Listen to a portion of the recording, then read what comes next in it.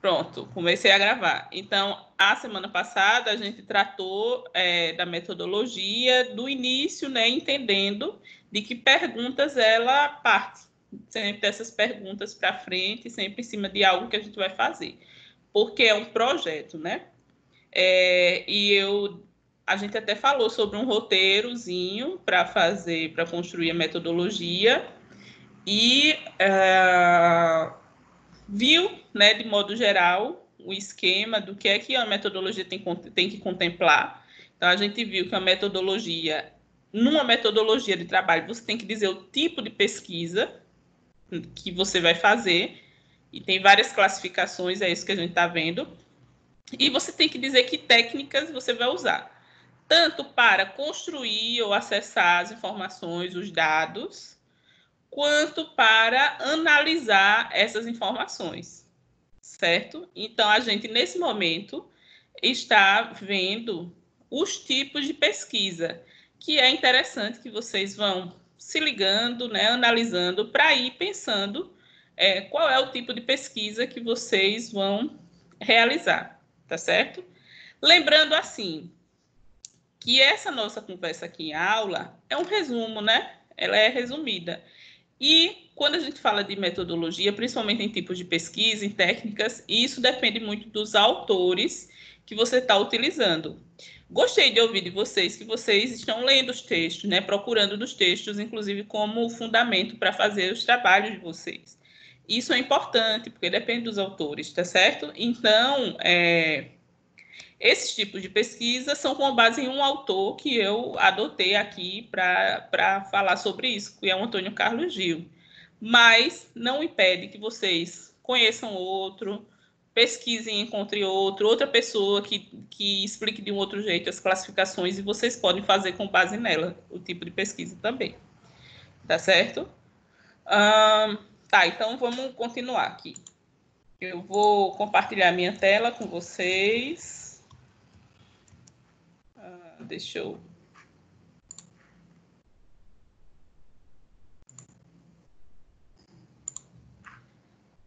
Tá aparecendo a minha tela, gente? Sim. Pronto. Tá sim, professora. Tá. Eu vou desativar a câmera, que é para não ficar tão pesado o vídeo para vocês, tá? Nem para mim. Vamos lá. Então, a gente vai avançar hoje, né? Nisso dos tipos de pesquisa e entrar também nas técnicas de pesquisa, tá certo? Vamos lá. Então, semana passada, eu acabei falando, né, sobre a pesquisa experimental. E outra coisa, assim, relembrando, existem classificações de tipo de pesquisa com base em várias coisas, tá certo? Então, a gente viu que a gente tem classificação dos tipos de pesquisa com base nos objetivos da pesquisa, e agora a gente está vendo um tipo de classificação das pesquisas com base nos procedimentos, tá? Então, com base no que eu quero com a pesquisa, tem uma classificação. Com base nos procedimentos que eu vou usar, ou seja, no como eu vou fazer em si, como eu vou operacionalizar, tem outra classificação, que é essa que a gente está vendo aqui. E você pode usar mais de uma classificação. Dizer, minha pesquisa é uma pesquisa exploratória e de campo, sabe? Que a gente vai ver já o que é uma pesquisa de campo. Minha pesquisa é uma pesquisa qualitativa, descritiva, né? E de caso, e estudo de caso, enfim. Essa combinação nem existe, nem combina, mas só para dizer que a gente pode dizer que a nossa pesquisa ela se enquadra em vários tipos, contanto que a gente explique por quê e que tenha mesmo a ver com isso. Certo, gente? Então, vamos lá. Continuando aqui nos tipos de pesquisa,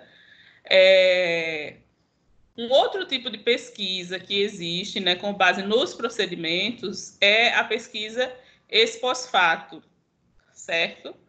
E o que vem a ser esse tipo de pesquisa ex pós-facto? É um tipo de pesquisa que se faz após algo que já aconteceu. É um tipo de pesquisa que busca saber, normalmente, efeitos que uma coisa produziu sobre um fato, um acontecimento produziu sobre algo, tá? Então, a gente viu na semana passada a pesquisa experimental, né, que é aquela que cria condições para que se olhe as relações entre as coisas, entre as variáveis, e essa também observa relações entre as coisas, faz uma comparação de antes e depois, tá? Só que o que caracteriza esse tipo de pesquisa aqui que eu estou falando, a ex pós-facto, é que ela sempre é realizada após algo. Esse termo, esse pós-fato, significa a partir do fato passado.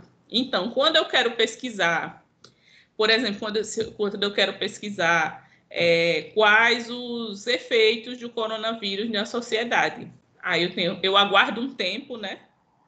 Assim, até eu achar que tem dados suficientes e vou fazer uma pesquisa para saber quais foram os efeitos, né, no comportamento das pessoas ou no comportamento público na rua das pessoas. Enfim, aí isso vai ser uma pesquisa que, dentre outras coisas, se enquadra no tipo ex pós-fato, tá certo? Então, a pesquisa ex pós-fato, ela tem esse objetivo de pesquisar relações de causa e efeito entre uma coisa que já aconteceu e o que é atualmente, o que está acontecendo atualmente, tá? Ou os efeitos de uma coisa sobre outra. Então, aqui tem um exemplo. Primeiro, tem dizendo que é... Oi, pode falar.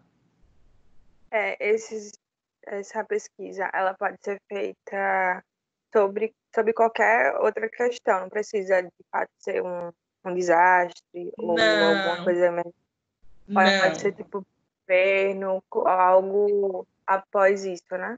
Pode sim, pode sim. Né? Inclusive, você citou a questão do governo, né? Para trocas de governo, é uma coisa bastante utilizada esse tipo de pesquisa. E aí, gente, eu reitero assim que a gente está falando desse tipo de pesquisa aqui no contexto universitário, acadêmico, né? Mas as pesquisas, enquanto ciência mesmo, elas também são utilizadas por empresas e instituições, tá?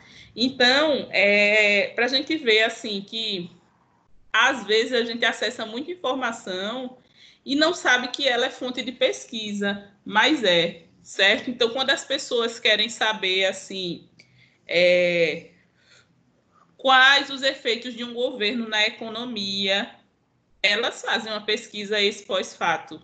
Após a presença daquele governo, o que é que isso produziu na economia? Aí buscam técnicas diversas, questionário, entrevista, análise das estatísticas de monitoramento econômico, né? Coisas assim. Mas aí buscam, certo? Então, veja, nem é um contexto universitário, mas se faz esse tipo de pesquisa, né? Ou então, assim, empresas que tem uma estrutura de crescimento, né, que buscam um crescimento com base no impacto que elas provocam em determinada região. Aí vamos supor que é uma empresa X, tá, se instala numa cidade, numa região do interior, aqui do Nordeste, e usa isso como uma estratégia de propaganda, de marketing, né, para crescer. É a empresa que leva emprego e produtos alimentícios, vamos supor, para sertão nordestino. Então, essa empresa, ela precisa sustentar esse discurso, né, essa ação com base na ciência. Aí ela vai fazer uma pesquisa ex pós-fato para verificar se e como aquela presença dela na região impactou na vida das pessoas.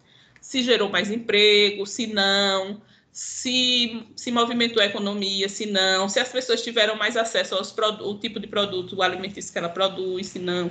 Então, também, É um outro uso dessa metodologia pós-fato, um uso científico, sim. Não é porque não está na academia que não é científico, é um uso científico em outros meios, tá? No meio econômico, de modo geral, certo? Entenderam, gente?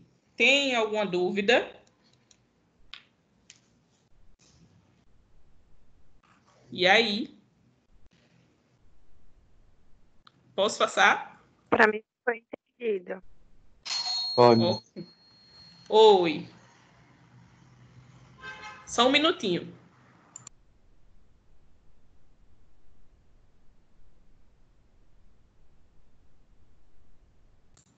Pronto, voltei. Então, vou passar, tá? Aí, gente, o próximo tipo de pesquisa é o estudo de coorte, certo? Esse tipo de estudo de coorte é um tipo de estudo muito, muito, muito comum no campo da saúde e da epidemiologia. A epidemiologia é uma ciência que estuda a exposição e os riscos à saúde das populações.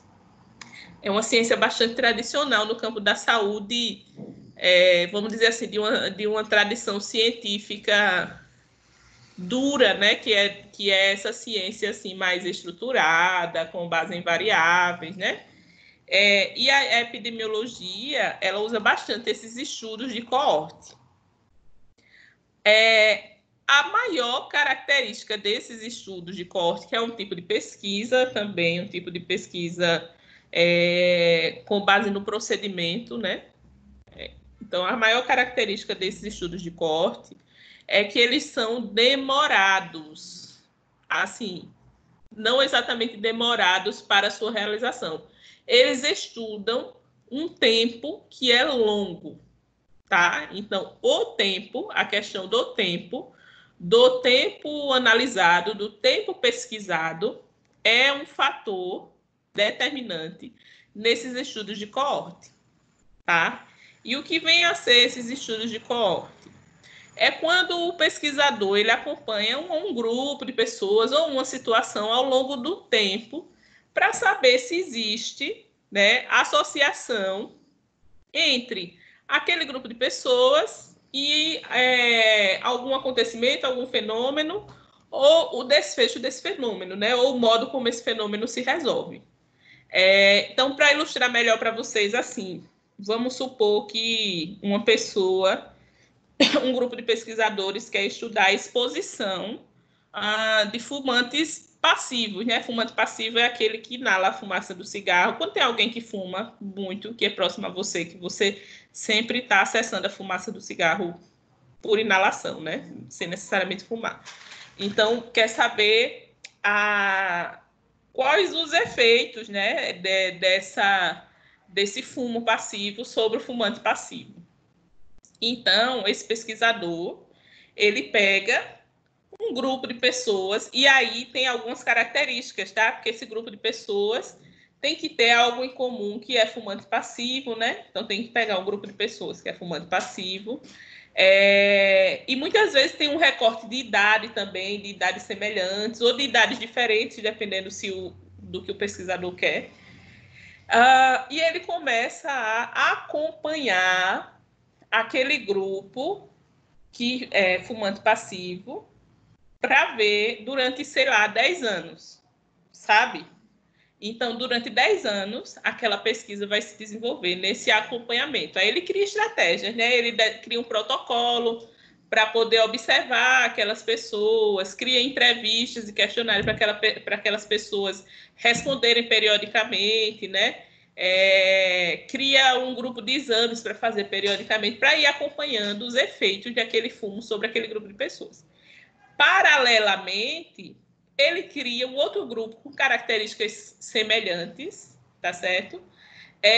Para que não, nesse caso, como que ele quer observar é a exposição ao cigarro, cria um outro grupo que não esteja exposto ao fumo passivo para ir fazendo a comparação. E aí, no final, ele vai ter conclusões, né? Vai ter conclusões assim, do que aquele fungo passivo produziu, né? Por exemplo, comprometimento do pulmão. Ele vai comparar se o comprometimento do pulmão daquelas pessoas que foram expostas ao fungo passivo foi diferente daquelas que não foram expostas, tá certo? E aí, é assim, gente, que se produzem conclusões sobre saúde, tá? Quando a gente fala de vacina, por exemplo, agora, né, é uma grande temática, vacina, remédio para a Covid-19, as pessoas falam, né, que não costuma ser tão rápido, porque um tipo de pesquisa que se faz são essas pesquisas de coorte, com esse tipo de procedimento. Você pega um grupo de pessoas, tá? Dependendo do que você quer, saudáveis, doentes, e dá o remédio e acompanha durante um tempo, e pega outro que não recebe o remédio e também acompanha durante um tempo. E depois você vai ver se o remédio fez efeito mesmo, ou a vacina fez efeito mesmo, ou não. E que consequências teve em quem tomou e em quem não tomou. Para ver se existe uma eficácia mesmo naquilo ali. Tá dando para entender? Gente? Sim, tá dando para entender. Pode perguntar, tá? Qualquer coisa, podem perguntar. E aí, gente, isso é o que caracteriza esse estudo de coorte, tá? Então, olha só, ele tem um público-alvo que tem que ter um fator em comum, que é o que eu quero pesquisar ali. Então, normalmente, assim, os pesquisadores pegam um público-alvo, né, com idade semelhante, também, tá? É um estudo que é longitudinal porque ele estuda determinado tempo, certo? Então, essa coisa do tempo é uma coisa muito determinante. Tem que fazer o acompanhamento durante um tempo. E ele é muito utilizado, como eu falei, nas pesquisas de ciências da saúde, para saber as relações entre fatores de risco e características do desenvolvimento da doença, né? Ou da pessoa, tá certo? E é um tipo de estudo muito valorizado pela ciência tradicional. Quando eu falo ciência tradicional, eu estou falando assim, essa concepção científica que a gente vem estudando aqui na metodologia, tá certo? Essa concepção de ciência assim, que é estruturada, que é imparcial, tá? Que é uma discussão muito grande para nós na psicologia. Eu não trouxe muito aqui na disciplina, porque primeiro a gente tem que compreender essa coisa estruturada para depois partir para essa problematização, para não ficar confuso, tá certo?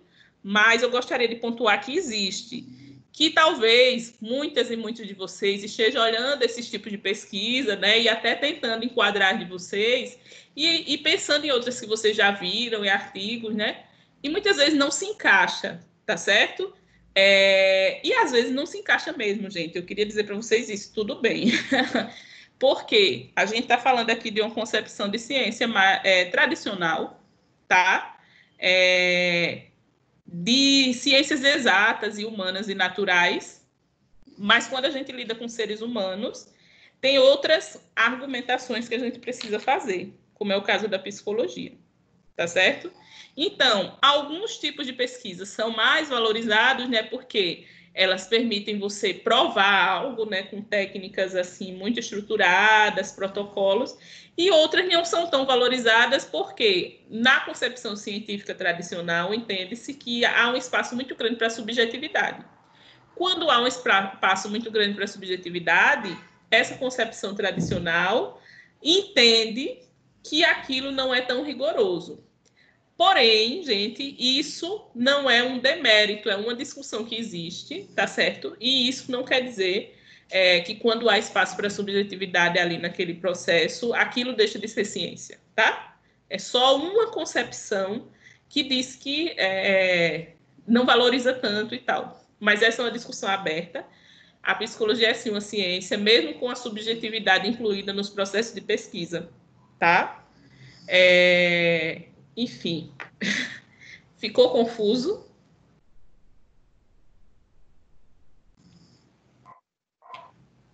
Oi, alguém quer falar alguma coisa? Não? Vocês estão aí? Estão me ouvindo? Sim, sim. Ok. Estamos ouvindo, professora. Estamos ouvindo, sim. E quando está confuso, a gente vai ouvindo e depois a gente vai tentando reorganizar tudo isso que a gente está ouvindo. Vocês vão pensando sobre, né?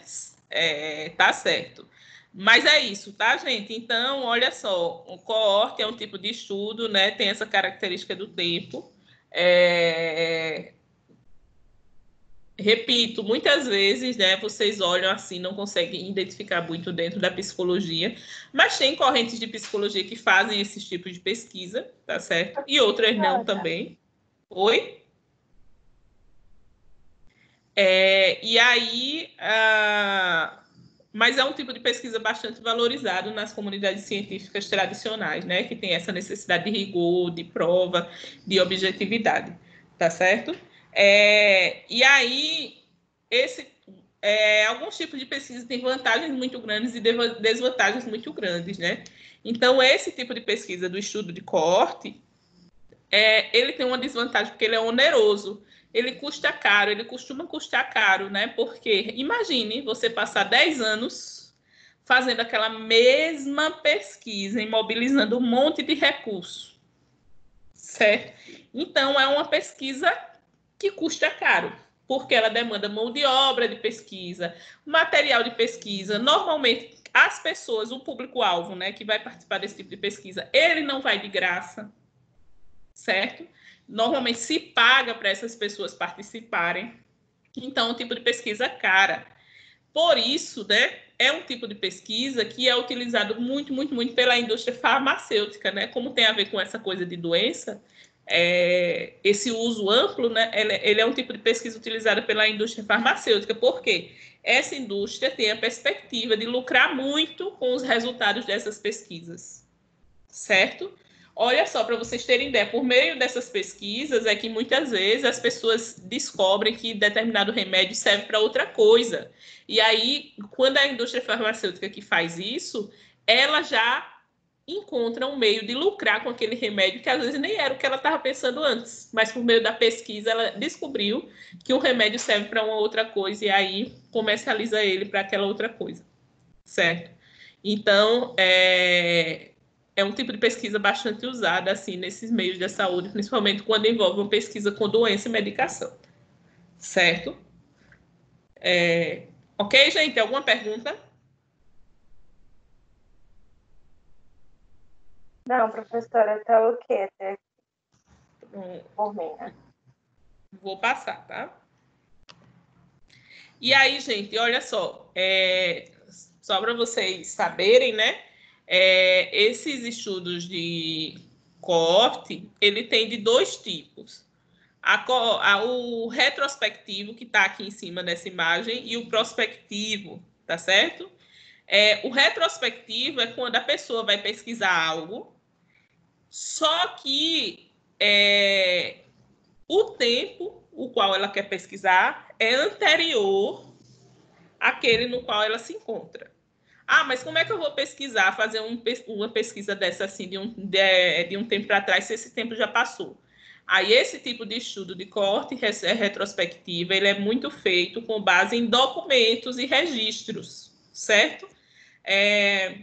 Então, vamos supor que daqui para frente alguém queira fazer depois um estudo sobre um estudo retrospectivo, né?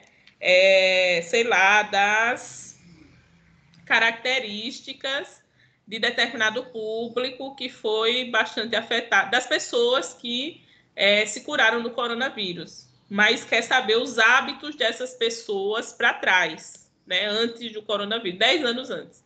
Como é que ela vai fazer? Aí ela vai ter que pesquisar em registro de exame, né? Onde as pessoas foram fazer exames, enfim, hábitos de vida delas e tudo mais. Então, é para trás, sempre em registros que já foram feitos. Essa é a coorte retrospectiva. E a coorte prospectiva é para frente. É o mais comum, é o que é mais rigoroso, né? Esse onde eu defino agora que vou fazer uma pesquisa e fico com os grupos determino que vou ficar com os grupos 5, 10 anos. Então, é prospectiva, porque daqui para frente o que aconteceu eu vou fazendo o registro, certo? Então, são os dois tipos de estudo de coorte que existe. E esse desenho também está mostrando como é que funciona, tá? Para fazer o estudo de coorte. Então, existe uma seleção de indivíduos que, a princípio, eram sadios, tá certo? Quando se trata de uma questão de exposição à doença. Divide em dois grupos, os que vão ser expostos a uma doença, ou os que são doentes, e os que não são doentes ou que não vão ser expostos a uma doença. Dentre esses dois grupos, a gente vai, no estudo de coorte, observando dos que estão expostos ou que estavam doentes, quem vai ficando sadio e quem vai ficando doente, tá? E nos não expostos também, quem vai ficando sadio e quem vai ficando doente. E aí mede, né, a incidência da doença nos dois grupos para comparar. Esses estudos de coorte, muitas vezes também, eles induzem uma doença, certo? Então, assim, se a gente quer testar a exposição a determinado fator, ele induz essa exposição a determinado fator para poder fazer a mensuração. Então, é um estudo bem estruturado, certo? Por isso que ele é caro. E aqui, mais uma vez, a questão dos tipos, né, de estudo de coorte. Prospectivo para frente e retrospectivo para trás. Certo? Vamos lá, gente. Então, passamos o estudo de coorte, que é um tipo de pesquisa, né, com base no procedimento, e vamos ao estudo de levantamento, que é um outro tipo, certo? Então, uma pesquisa de levantamento, ela tem uma característica principal, né, que é a interrogação direta das pessoas cujo comportamento se deseja conhecer. Uma pesquisa de levantamento, ela inclui diretamente a participação das pessoas e ela vai representar o que as pessoas vão dizer, tá? Então, uma pesquisa de levantamento é aquela onde eu levanto as opiniões, né? Faço um levantamento das opiniões, das perspectivas das pessoas. Agora, ela tem uma característica fundamental, que é, assim, a quantidade. Então, prestem bem atenção. Uma pesquisa de levantamento, certo? Ela é uma pesquisa que precisa ser realizada com muitas pessoas. Não é uma pesquisa que dá para você fazer com 5 pessoas, por exemplo, certo? Normalmente não dá, porque você vai fazer um levantamento da opinião das pessoas. Então, a pesquisa de levantamento é aquela onde a gente solicita informações a um grupo significativo de pessoas acerca de um problema estudado, para em seguida, mediante análise quantitativa, obterem-se as conclusões correspondentes aos dados coletados. A pesquisa de levantamento, normalmente, ela é usada nas pesquisas quantitativas, porque o que eu quero é levantar, assim, em termos de quantidade, tá? Então, olha só, o censo do IBGE é uma pesquisa de levantamento, certo? Vai uma pessoa de casa em casa, um agente, né, do IBGE, perguntando para as pessoas, né? Idade, escolaridade, não sei o quê, né? Quantidade de pessoas que vivem em casa. Então, o censo do IBGE é feito com toda a população brasileira. Espera-se que seja, né? Pelo menos, feito com toda a população brasileira. Olha a quantidade de gente. E a partir disso, a partir daquelas respostas, de um por um, de casa em casa, se constrói a estimativa de porcentagem, né? Tantos por cento da população brasileira tem ensino fundamental, tantos por cento tem ensino superior, tantos por cento das casas das famílias brasileiras tem 4 pessoas, moram 4 pessoas, né? Então, esse resultado de um levantamento, ele é dado em cima de estatísticas, tá certo? Por isso que o levantamento ele é muito adequado para estudos descritivos e explicativos. Lembram que semana passada a gente falou de estudos descritivos e explicativos? Alguém lembra, gente? Alguém Lembra a ponto de dizer do que se trata?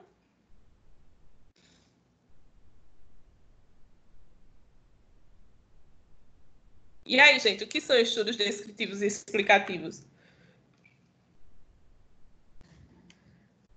Ninguém? A professora estava doente na aula passada. Ah, tá Se você certo. puder explicar um pouco. Certo. E aí, mas alguém lembra? Ninguém, né?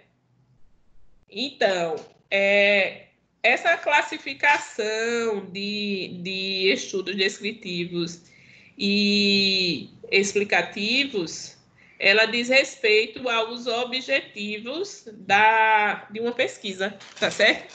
Então, uma pesquisa descritiva é aquela que busca descrever determinado fenômeno ou aspecto da realidade, tá certo? Então, assim, quando eu quero descrever determinada população, então eu vou lá e faço uma pesquisa descritiva, tá? Já a pesquisa explicativa é aquela que quer explicar o como é que alguma coisa acontece, como é que determinado fenômeno acontece. Então, quando eu quero saber explicar como determinado fenômeno acontece, eu vou lá e uso a pesquisa explicativa. Especialmente nas pesquisas descritivas, essa técnica de levantamento ela é interessante porque ela ajuda a descrever por meio de quantidades determinados aspectos, né? Então, o censo ele não deixa de ser uma descrição da população brasileira ou de qualquer outro lugar, certo? Então, o estudo descritivo é isso. Eu quero descrever qual é o público que consome determinado produto. Então, ou qual é o consumo, qual é o padrão de consumo da população brasileira. Aí eu vou fazer o levantamento para saber disso. Então, estudo descritivo é isso. Gente, licença aqui, já volto, tá? Vou pegar uma água, que eu tô meio com a garganta ruim, já volto.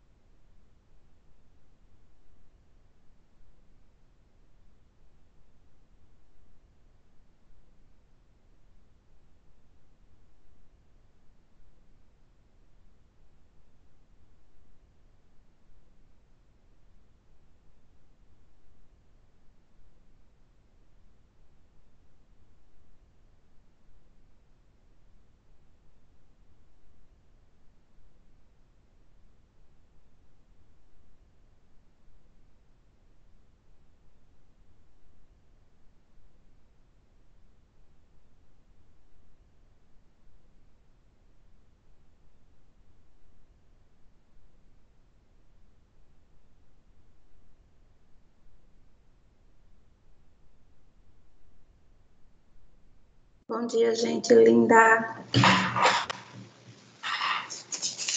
Ninguém na área. Puxa vida. Bom dia, Eliane. Sexta-feira, Eliane. Sempre a professora deixa esse espaço. Bom dia, Eliane. Bom dia, gente linda. Sempre ela deixa esse É a espaço. Eliane, né, Eliane? Que Eliane bom, faz né? bagunça para você não sair, ó. E o café, Bom, Carol?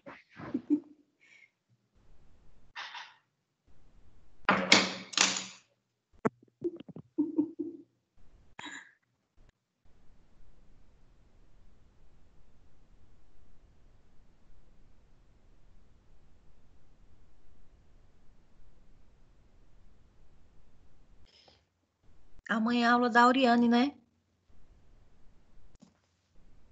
Amanhã é. Nem Foi bom sabia. lembrar. Eu Não estava agora lembrada. tava... Eu acho Voltei. que é dia 30, porque é quando a equipe que eu tô vai apresentar o trabalho. Dia 30 é um sábado. Então sábado amanhã não tem. Oxi, Pelo que eu amanhã saiba, não. Isso ali. Oi, voltei. Oi, professora. Mas Pode terminar aí a conversa. é isso mesmo, eu que já estava antecipando a data aqui. Eita, ô, mulher, não antecipe, não. Vamos lá, então, né? Continuar aqui. Onde a gente parou. Então, gente, relembrando, né, a pesquisa descritiva é isso, uma pesquisa que busca descrever, como o nome já diz, essa definição, né, de acordo com os objetivos. Então, quando eu vou fazer uma pesquisa que tem como objetivo descrever algo, isso é chamado uma pesquisa descritiva, tá certo? Agora, a pesquisa explicativa é aquela que busca, como o nome já diz, né? Ela é meio que autoexplicativa. É aquela que busca explicar a razão, o porquê, ou aprofundar determinado fenômeno. Por que é que o levantamento, tá certo? É um tipo de pesquisa que se usa associado a esses. Porque ele ajuda a compreender as coisas. Agora, isso é de modo quantitativo, de modo representativo, a gente diz. Para fazer um levantamento, é preciso que a gente tenha uma quantidade de pessoas representativa daquele universo de pessoas. O que quer dizer isso? Vamos lá. Se eu vou fazer o levantamento para descrever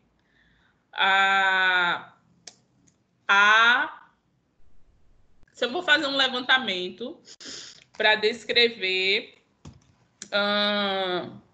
o acesso à internet das crianças, certo? Nesse tempo que a gente está agora, né, que de aulas remotas, inclusive para o ensino fundamental e infantil, é um dado que pode ser importante. Então, se eu vou fazer uma pesquisa, porque eu quero descrever, eu quero conhecer o acesso das crianças até 10, 11 anos à internet. Aí eu faço um levantamento. Mas para fazer esse levantamento, basta eu pegar 2, 3 ou 5 crianças? Não. Eu tenho que saber, se eu quero saber em Maceió, então eu tenho que saber quantas crianças tem em Maceió e fazer um cálculo de quantas pessoas, estatisticamente, quantas pessoas eu precisaria pegar para ser representativo. Porque 5 não é representativo, né? Representativo é assim, quando eu posso pegar o resultado daquilo ali e generalizar para o todo, certo? Então, para isso, tem que ter uma porcentagem que não é uma porcentagem assim de 5 pessoas ou 10, mas tem que ser assim, sei lá, 20%, 10% daquela quantidade total, certo? Então, percebam que a pesquisa de levantamento, ela envolve quantidades, estatísticas e números. Então, normalmente, a pesquisa de levantamento, ela é feita na abordagem quantitativa, tá? Quando eu digo assim que eu quero fazer uma pesquisa quantitativa, muitas vezes eu adoto esse tipo de pesquisa de levantamento. E muitas vezes o objetivo é ou descrever ou explicar alguma coisa. Deu para entender, gente? Então, no trabalho, eu não posso associar sendo descritiva e explicativa?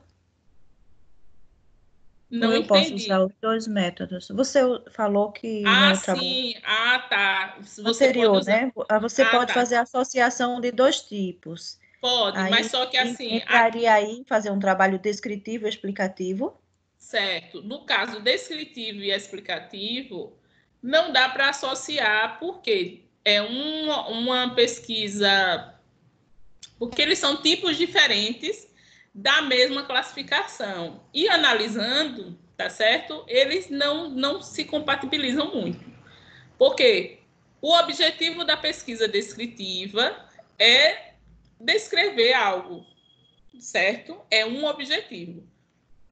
O objetivo da pesquisa explicativa é compreender e explicar causa e efeito ou porquê de uma coisa. é outro objetivo. Então, a pesquisa, pensando em termos de objetivo, ou ela é descritiva, ou ela é explicativa, certo?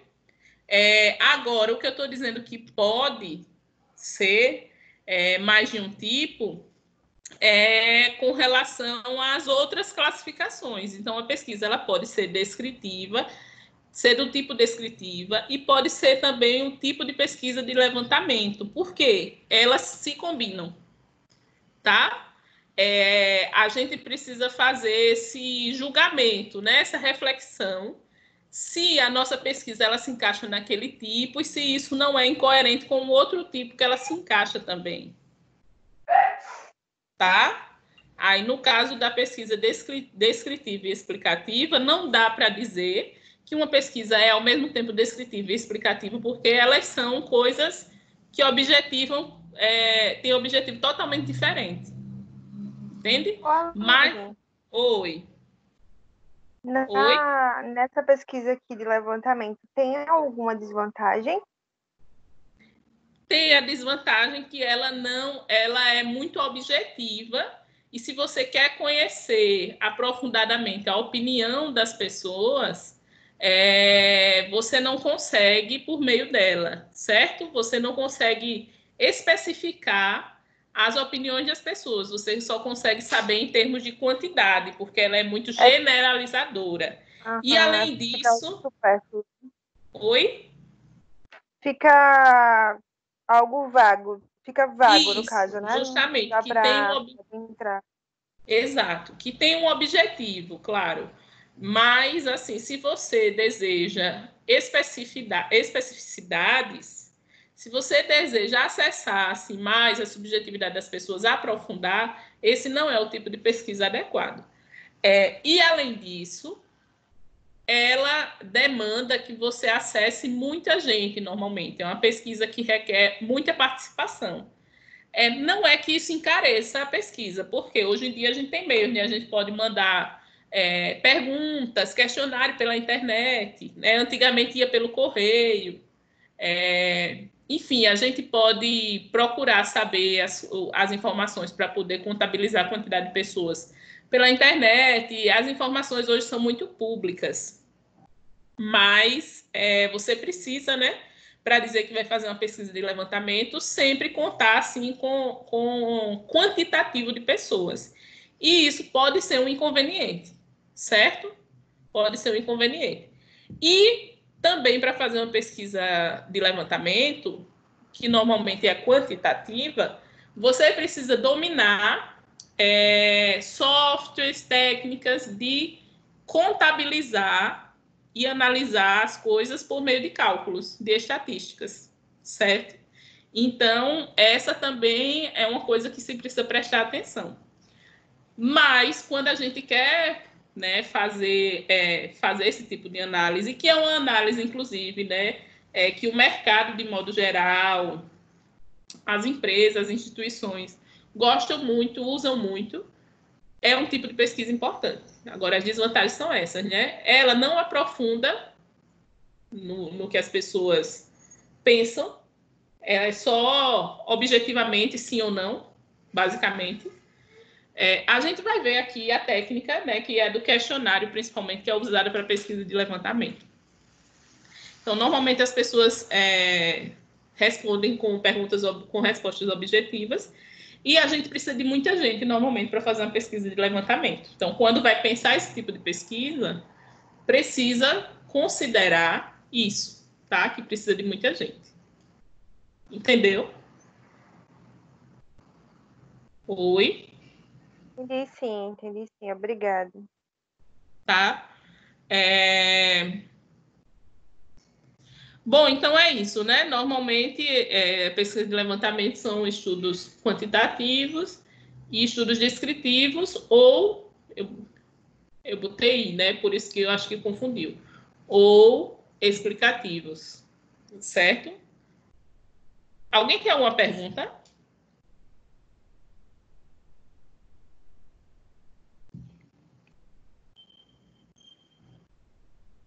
Tá, vamos continuar.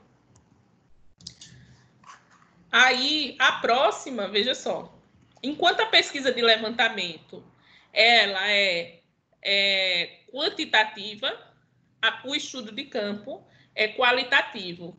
Vamos colocar assim, que o estudo de campo é o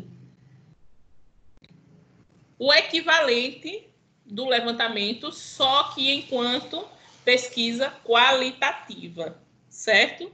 O que quer dizer? É que o estudo de campo também é aquele onde você vai buscar informações produzindo junto às pessoas. Você vai perguntar para elas, ou você vai observá-las, tá certo? Ali onde elas estão. Você vai produzir informações junto às pessoas. Por isso que o nome é campo, tá certo? Estudo de campo, porque você vai a campo para perguntar para as pessoas ou para observar por meio das pessoas ou das situações aquilo que você quer na pesquisa, certo? E aí, o estudo de campo, ele é caracterizado por aprofundar. Então, enquanto o levantamento não aprofunda, ele quer quantidade, vamos dizer assim, o estudo de campo, ele aprofunda, ele quer mais qualidade, especificidade, certo? Enquanto o levantamento tem que ser com muita gente, o estudo de campo pode ser com pouca gente, não tem problema nenhum, tá? Por quê? O estudo de campo é isso, buscar dados e informações diretamente na realidade do objeto estudado, aprofundando nessas características do objeto estudado, tá certo? Então, quando eu digo assim, eu citei na pesquisa de levantamento, por exemplo, se eu quiser conhecer, saber se as crianças até 10, 11 anos têm acesso à internet, né? Eu faço um levantamento, e aí a resposta é somente sim ou não. Isso é uma pesquisa para descrever esse quantitativo de acesso. Mas se eu quiser saber como as crianças acessam a internet, né? Quantas horas elas passam e tudo mais. Aí eu não preciso pesquisar 100 crianças, 200, ou ser representativa da quantidade total de crianças que tem em Maceió. Eu posso pesquisar 2, 3, 5, né? Posso ir lá observar, posso perguntar para os pais delas, posso fazer uma entrevista com elas e com os pais, posso juntar todos, se bem que agora não, né? Não dá para juntar todos. Dá para juntar todos pela internet. Posso fazer uma videochamada com os pais dessas crianças, outra com as crianças, para saber, para perguntar diretamente para eles, né, quantas horas as crianças passam na internet, se elas se concentram, se para assistir a aula elas acharam estranho, como é que foi esse tipo de coisa. Então, veja que é diferente. Eu vou perguntar para as pessoas, tá certo? Eu vou falar com as pessoas, eu vou observar, eu vou perguntar para elas como é a relação delas com aquilo que eu quero pesquisar, de acordo com o meu objetivo de pesquisa, mas o que eu quero é profundidade e não quantidade, certo? E aí a análise não vai ser uma análise de quantidades, não vai ser uma análise estatística, vai ser uma análise mais de qualidade, de conteúdo, do que a pessoa disse, né? Então, a pesquisa vai se desenvolver em cima do que a pessoa disse, não com a pessoa sendo um dado estatístico naquele universo da pesquisa. E quando eu digo assim, que a pessoa é um dado estatístico, eu não estou desqualificando não, tá, gente, o levantamento. É só para ficar explicado para vocês. Então, o estudo de campo, né, é aquele que a gente vai a campo para saber do que a gente quer. Normalmente, esses estudos de campo, a gente utiliza entrevistas, que a gente vai ver daqui a pouco essas técnicas, né, de pesquisa. Entrevistas onde a pessoa pode falar sobre a sua subjetividade um pouco mais. Então, o que importa é mais o específico, é aprofundar e não ampliar, certo? Então, essa pesquisa ela é basicamente desenvolvida por meio da observação no local onde ocorrem os fenômenos, tá? Compreenderam? Perguntas?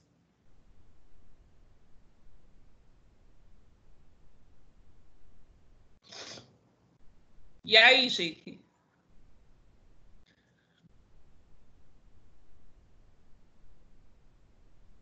Por mim tá ok. E aí? Até agora, vocês conseguem identificar as pesquisas de vocês em algumas dessas, algumas, Conseguem identificar que tipo de pesquisa vocês gostariam de fazer?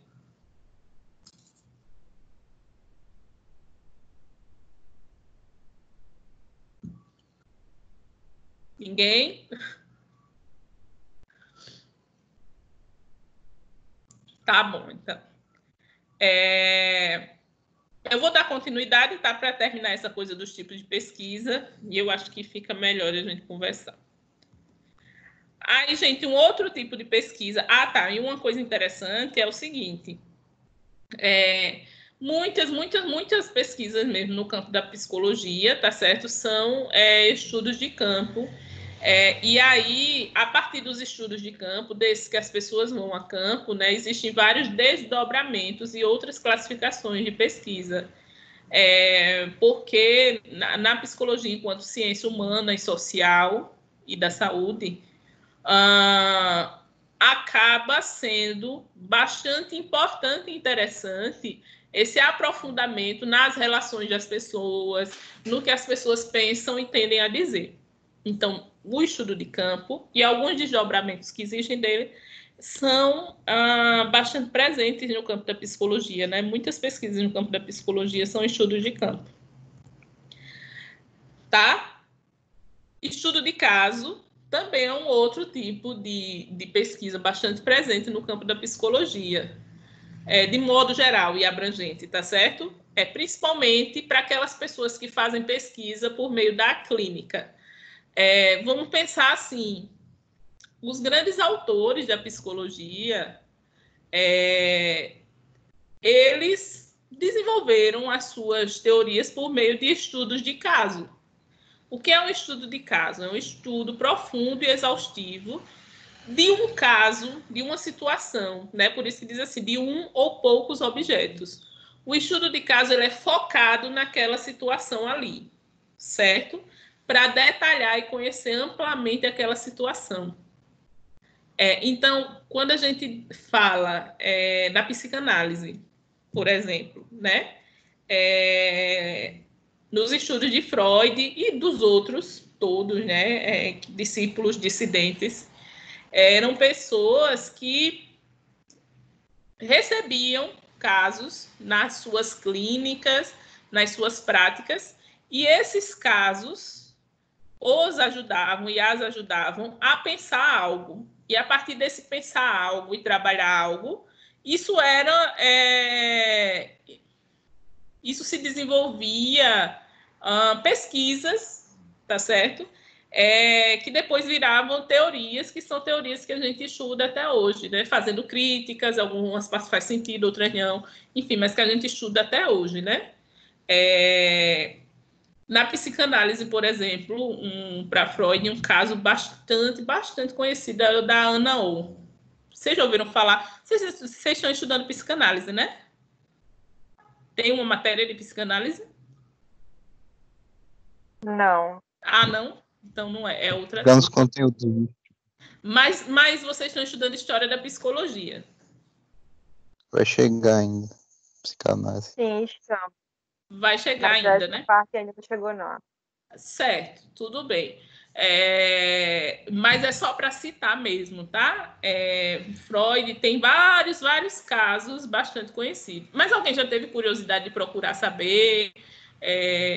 Enfim, eu estou citando Freud, mas tem outros, tá? Muitos. Mas alguém já teve curiosidade de procurar saber, procurar ler, ver filmes sobre Freud?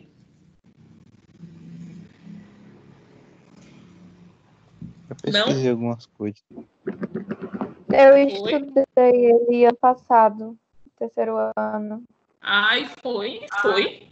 Em que matéria? Sim. Filosofia. Foi?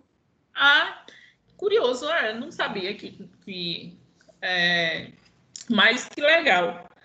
E aí, vocês lembram de algum caso? Vocês chegaram a acessar algum caso assim nessas leituras que ele trabalhou, a partir do qual ele desenvolveu o conhecimento dele? Não, só os estudos dele, o conceito, né, da psicanálise, ego, superego e tudo mais. Essas coisas. Ótimo, bacana. Então, voltando aqui. Que bom que vocês já tiveram esse acesso, né, inicial. E quem não teve, procure, porque é interessante, tá? Eu não sou psicanalista, não, tá, gente? Não é uma propaganda. É porque normalmente é uma corrente bastante interessante para a gente fazer comparações com outras, né? E entender até mesmo essa dinâmica de funcionamento da produção de conhecimento no campo da psicologia. Freud, ele não era psicólogo, né? Ele era médico e recebia pacientes. E a partir das queixas dessas pacientes é que ele ia, né, pensando a teoria dele e pensando a terapêutica dele. Vários casos são interessantes e tem livros sobre eles. Mais um, bastante conhecido mesmo, é o da Ana Oh, tá? Que é uma moça que não era, a princípio, paciente dele, era paciente do Joseph Breuer, tá? Que era um mentor dele, vamos dizer assim. E a Ana Oh era um caso clínico, tá certo? Que ela apareceu sem se movimentar, sem falar, só que sem sintomas orgânicos. E a partir disso, né, tanto o Joseph Breuer quanto o Freud foram pensar no que é que poderia ser aquele problema. E a partir tanto da Ana Oh quanto a Ana Oh é um caso que ele conta, né? Mas havia outros. Então, a partir do estudo desse caso da Ana Oh, ele começou a pensar um conceito importante na psicanálise, que é o da histeria, e começou a desenvolver o que ele chama de cura pela fala, que é o fato de o quanto é importante na psicanálise essa fala como estratégia de elaborar as coisas. Então, a partir daquela relação, daquele caso clínico ali do Freud, ele desenvolveu um conhecimento, que é um conhecimento que é usado até hoje, certo? Não foi uma pesquisa protocolada, científica, nos modos que a gente tem hoje em dia, mas é um tipo de pesquisa, e esse tipo de pesquisa é o estudo de caso. Porque a gente pensa assim, mas um caso só, né? Como é que Freud, um caso só, ele escreveu isso, ele foi pensando nessas coisas, ele escreveu isso, e hoje a gente, né, estuda isso, mas é porque a partir desse caso, a partir do trabalho com esse caso, né, do modo de tratar esse caso da Ana Oh, ele foi construindo conhecimento, tá certo? E fazendo o cruzamento com outras informações existentes na época. Então, uma estratégia bastante utilizada na psicanálise até hoje, a cura pela fala, né, que hoje em dia se chama assim, associação livre, ela vem desse estudo de caso do Freud com a Ana Oh. Não é o único, tem um caso também outro interessantíssimo, do Menino e os Lobos, enfim, tem vários casos que o Freud conta nos livros, tá certo? Mas o que é importante para a gente aqui é que isso é um estudo de caso, que é um tipo de pesquisa. Entendem? Então, quando a gente quer pesquisar uma situação específica, é um estudo de caso. Se tem uma empresa que funciona muito bem ou muito mal, ou enfim, ou que ela trabalha com uma coisa específica que me interessa, ou é a empresa que eu trabalho, né? O que não é uma coisa que as pessoas fazem muito, mas fazem. Eu posso fazer um estudo de caso. Eu quero fazer uma pesquisa sobre os estudantes da faculdade de Pitágoras. É um estudo de caso, certo? Eu acho que foi a Alicia que trouxe logo lá no começo. Se fosse estudar minha sobrinha, que é assim, assim, assim, é um estudo de caso. Tá? Então, o estudo de caso é isso, é um estudo profundo. Aí eu vou estudar com aquele caso daquela pessoa, né? De várias formas. Aí tem que ser uma coisa profunda, detalhada, tá? Eu tenho que descrever aquele caso, tenho que justificar por que eu estou usando ele. Esse caso também, esse objeto, esse cenário, esse contexto, essa pessoa, tem que ter algo de específico que justifique eu utilizá-lo como um objeto de estudo. Mas é possível, é um estudo de caso, tá certo? Professora, Oi. Pode falar. Desculpa. Tem um bem interessante de Freud que ele fala sobre a psicopatologia.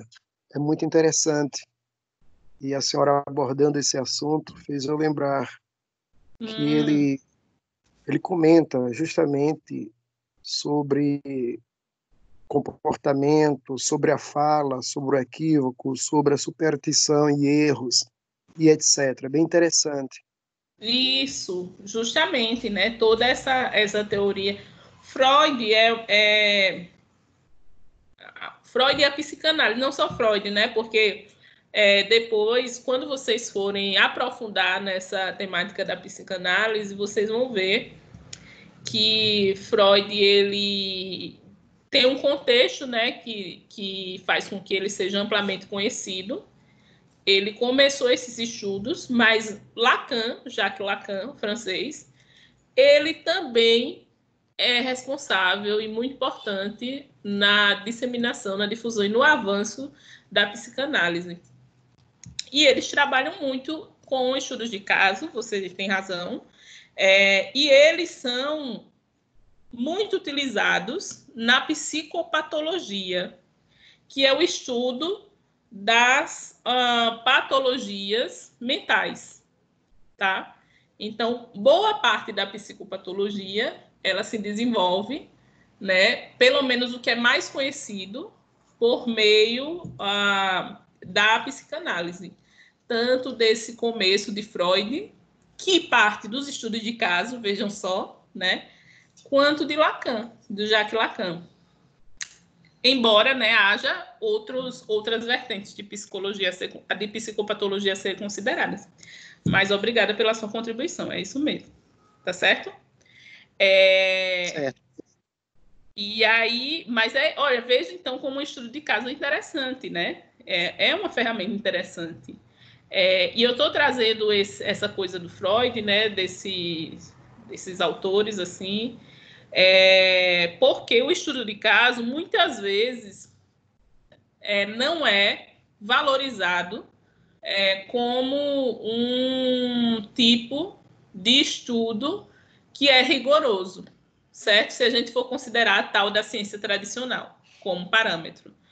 Tanto é que, no estudo de caso, você não tem como gerar muitas hipóteses anteriormente. Lembra que quando eu fui falar de hipótese, eu disse, nem todo estudo você tá explícito as hipóteses, né?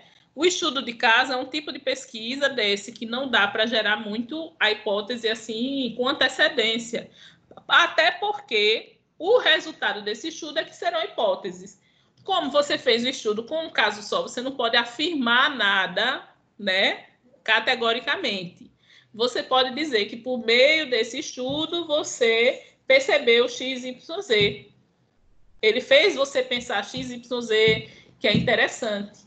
Que nessa pessoa, nesse objeto, tem isso e aquilo de específico, de diferente, que tem relação com outra coisa. Mas você não pode dizer que é isso, sabe? Por quê? É um caso. E a riqueza dele está aí. Tá bem, gente? Então, o estudo de caso, ele é muito interessante, tá certo? Embora ele não possa ser generalizado. Se eu vou estudar o hospital Uruguai, né? O Uruguai, eu vi no jornal hoje que vai reabrir as escolas em 1º de junho e na América Latina, um país que é o país que tem menos casos de contaminação e de mortes por Covid. É um caso. Então, a gente pode estudar, né, o porquê a Uruguai é pequeno, embora eu acho que não é isso por si só não diz nada, né, como é a estrutura de governo, tararara. Eu posso generalizar e dizer, a partir de um estudo de caso, que se eu replicar tudo que o Uruguai fez em outro lugar, vai ter o mesmo resultado? Não. É isso que quer dizer que não pode ser generalizado.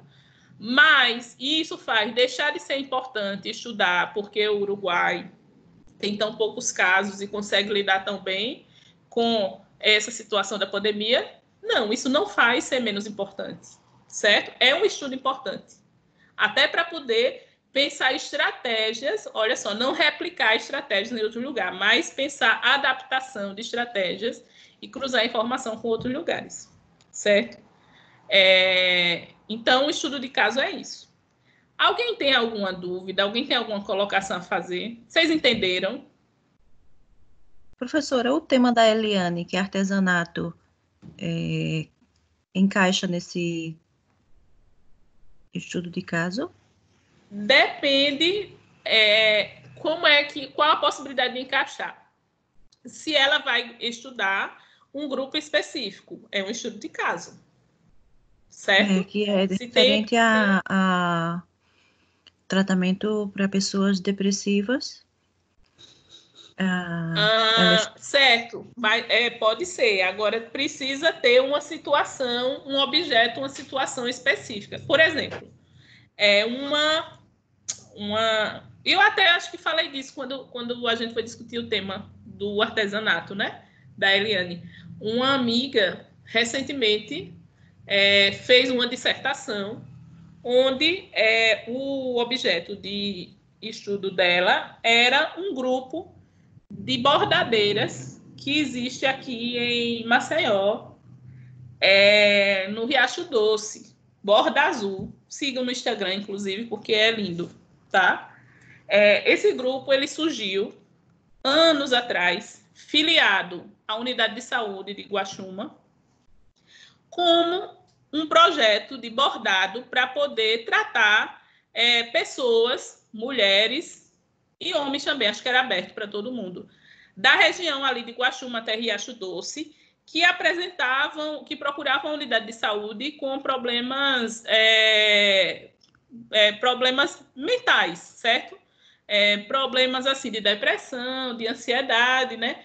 E muitas vezes a gente não pensa que dona de casa tem isso, mas tem, gente, muito, tá?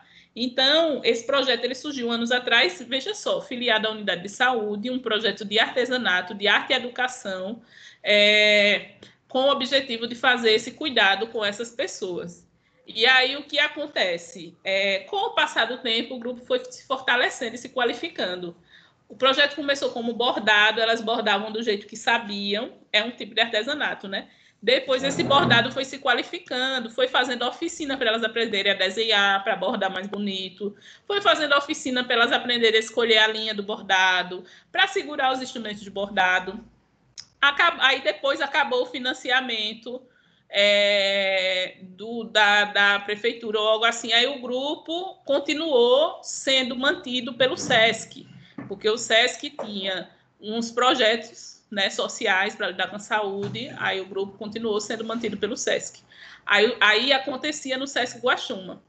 O SESC com esse projeto, mantendo esse projeto, e aí toda semana tinha esse encontro. Enfim, até que acabou o financiamento do projeto, mas o grupo ele avançou e hoje é uma espécie de cooperativa, né? Ele concorre a financiamento de projetos sociais diversos, certo? Mas parece que já está sem financiamento, está correndo o risco de ficar sem, e ele está conseguindo acontecer de forma autônoma, porque essa coisa de artesanato começou como tratamento, ela acabou entrando na vida dessas mulheres, né? E hoje é uma geração de renda até, porque elas qualificaram essa produção, aí elas fazem boneca, elas fazem vestido, criaram um vínculo, um tanto de coisa, uma coisa linda. E essa minha amiga, ela trabalhava no SESC na época, há anos atrás, quando começou esse projeto no SESC, e ela acompanhou esse projeto. Aí entrou psicóloga, né? Ela entrou no mestrado e ela decidiu. Então, ela fez o estudo de caso desse projeto, trazendo como o artesanato ele é interessante, ele é importante nesse cuidado com a saúde mental. Então, ela não foi um estudo de caso, tá? Embora lá no projeto dela, como ela parte de outro referencial teórico, eu não sei se ela colocou que era um estudo de caso com esse nome, mas foi um estudo de caso. Percebem que ela tinha um caso específico para discutir isso, é parecido com isso que a Eliane falou, só que ela tinha um caso específico de onde partir para fazer essa discussão. Se ela tiver um caso específico que ela quer observar, é um estudo de caso. Se não, é outro, né? Um estudo de campo, outro. Entendeu? Oi? Sim. Eu estou achando que eu vou fazer um momento, sim, da gente fazer essa discussão da metodologia de cada um na pesquisa, semelhante ao que a gente fez com o tema, tá? Eu acho que vai ser legal, certo? Acho que sim. Ou semana que vem ou na outra.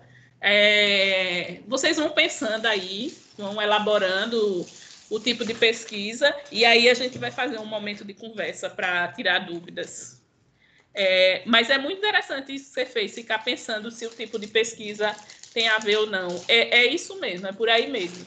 Tá certo? E aí eu acho que eu vou até mandar. Eliane, você está aí? Eliane?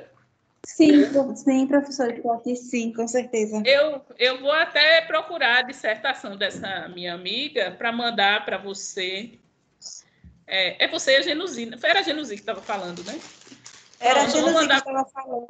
Pronto, eu vou mandar para vocês essa dissertação, porque é bem interessante. Tá? Tá certo. Para inspirar vocês. Ok. Tá? Bom, então, estudo de caso é isso, certo? Também bastante utilizado na psicologia. E aí, o último tipo de pesquisa que eu vou trazer para vocês aqui é a pesquisa ação e a pesquisa participante. Eu trago junto porque elas se parecem bastante, tá? Do que se trata esse tipo de pesquisa, pesquisa ação e pesquisa participante? Quando o pesquisador ou a pesquisadora vai lá participar do cotidiano da pesquisa, certo? Nas ciências sociais, na antropologia, é um tipo de pesquisa bastante utilizado. Sabe aquilo de quando assim diz, fulaninho foi pesquisar tribos indígenas na Amazônia e ficou lá um tempo. É uma pesquisa participante, porque ele estava ali participando do cotidiano. Vocês já viram aquele filme Sal da Terra? Que é o filme do Sebastião Salgado, que fala que o filho dele fez, né? Falando sobre ele. É uma espécie de filme documentário, que o Sebastião Salgado ele é fotógrafo, tira cada foto linda e atualmente assim ele tira fotos para chamar a atenção para o meio ambiente, né? Mas ele fotografa comunidades tradicionais, são fotos assim muito bonitas e muito impactantes. Alguém já viu? Sal da Terra, o nome do filme. Ninguém? Não. Se tiverem um tempinho e curiosidade, vejam, gente, é um filme muito bonito. Mas por que é que eu estou citando? Porque o Sebastião Salgado, embora ele não... A gente pode dizer que ele está fazendo uma espécie de pesquisa, né? Embora ele não vá publicar no formato de textos científicos. Ele produz essas imagens indo para o cotidiano daquele lugar. No filme dele cita um momento que ele vai à Bolívia, uma comunidade tradicionalíssima, sabe? E bem isolada. E aí ele conta que ficava só olhando de longe, tirando foto de longe. E aí demorou um tempo até ele construir um vínculo com as pessoas, que ele percebeu que tinha construído um vínculo com as pessoas no dia que alguém chamou ele para participar de um ritual religioso lá. Eu acho que é algo assim, faz tempo que eu vi, mas é por aí. Então, olha só, uma pesquisa participante que ele fez. Ele ficou ali, ficou participando do cotidiano das pessoas, ao ponto das pessoas, depois do tempo, começarem a considerar que ele é parte dali, tá? Isso é uma pesquisa participante, certo? Pesquisação e pesquisa participante, a grande característica é essa. Você está ali naquele cotidiano. Oi. Sebastião, Oi? o nome do autor? Sebastião Salgado. Viu? Aí é muito interessante, tá? Isso. A grande característica é essa. A pesquisação tem o diferencial seguinte, que além de participar daquele cotidiano, você está intervindo sobre ele, por isso que é ação. Pesquisa que tem uma ação sobre, certo?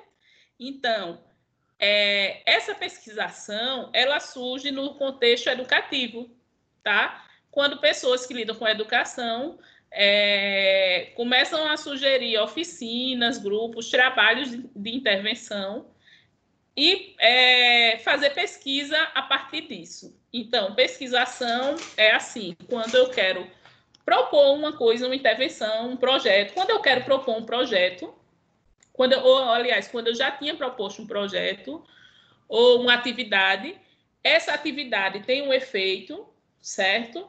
Mas aquilo também é uma estratégia de pesquisa. Então, isso é pesquisação. Então, por exemplo, eu tenho uma amiga, outra, né? Que ela fez... teve um projeto da UFAL com a Uncisal, chamado de Matriciamente, né? Que era para fazer apoio matricial com as unidades básicas de saúde. Acho que vocês devem estar estudando apoio matricial em formação integral em saúde. Mais ou menos. Ou vai chegar ainda, mas vai ter. Então, ela queria estudar como é que psicólogo participa do apoio matricial. Aí tinha esse projeto da UFAL com o CISAL e com a Secretaria Municipal de Saúde. Ela foi participar. O projeto era para intervir mesmo, para ajudar a acontecer essa coisa de matriciamento em Maceió, pegando 2 unidades de saúde a princípio para ir ampliando. Aí essa minha amiga, ela participou do projeto. O projeto tinha um efeito sobre as pessoas, né, sobre o resultado. E aí ela participou e fez a pesquisa. Nessa participação ela fez a pesquisa, né, sobre o matriciamento na psicologia com matriciamento. E aí isso pode ser caracterizado como uma pesquisação, tá? Foi uma pesquisação que ela fez. Por quê?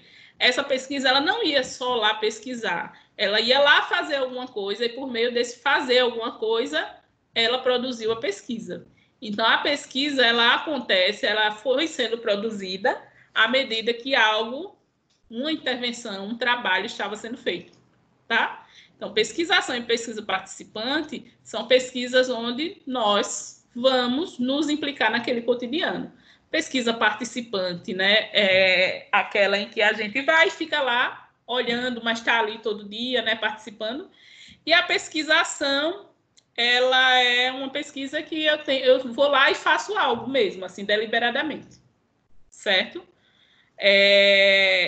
Então, o pesquisador, ele se envolve ativamente nos grupos. Isso é parte desse processo de pesquisa. E, mais uma vez, também, nos meios científicos tradicionais, existem muitas controvérsias com relação a isso, né? É bom, não é imparcial, não é, enfim. Mas é um tipo de pesquisa bastante utilizado na psicologia também. Tá, gente? E aí, perguntas? Essa última questão que a senhora colocou de receber muitas críticas por ser imparcial, seria por quê? Porque quando, nesse tipo de pesquisa, ação e pesquisa participante, assim como no estudo de caso, você vai lá, você pesquisa, né? Você diz, eu vou ficar um mês indo na escola pública fulano de tal, ou nas escolas públicas, ou acompanhando uma equipe de tal coisa. Pronto, eu vou ficar um mês indo no presídio acompanhar o psicólogo que está lá, certo? E a partir disso vou fazer a minha pesquisa. As informações da pesquisa, como é que você vai fazer? Você vai fazer entrevista, você vai... Vamos supor, né? Você pode fazer entrevistas com as pessoas, ou você pode apenas registrar você mesmo no seu caderninho. E isso é informação da pesquisa. Mas, de qualquer um dos modos,